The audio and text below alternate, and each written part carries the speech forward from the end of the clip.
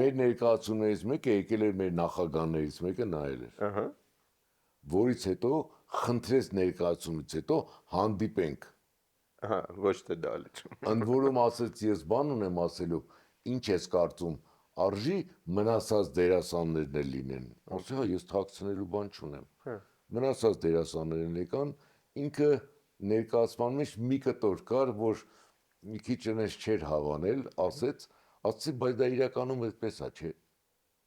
Իրականությունն ենք ներկայացրել, ասես լավ, ես էլ բան չունեմ ասելու։ Այսինքն կուլպայի ժամանակ էր երևի։ հա,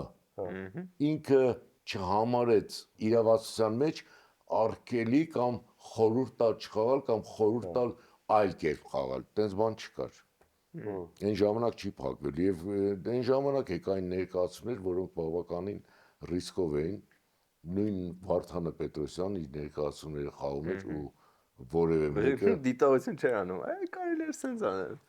Եթե անում են իրանց մեջ կամ իրանց տանն են դիտողություն անում։ Համենայն դեպս օֆիցիալ երբեք տենց բան չի եղել։ Բայց այդ էլ ոնց որ մի հատ տաբու էր, որ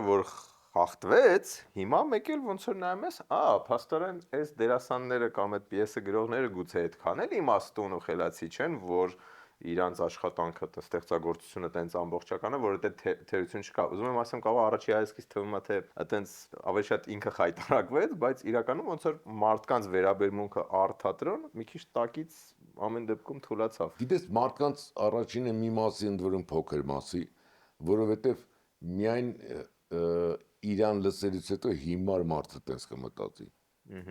Ու ավելի լավ այդ հանդիսատել չգա թատրոն։ Թող գնա ուրիշ բան նայելու, որովհետև ինչ է նշանակում, գիտես, ես Քավլիցի երբեք չեմ ասի, որ բոլոր ներկայացումները անթերի են, այնքան լավն են։ Հա, կան եւ վատ ներկայացումներ, ես ներկայացում են ներկայացում, բայց որպեսի առաջինը փակեն թատրոններ, ես դες բանել չեմ հիշում։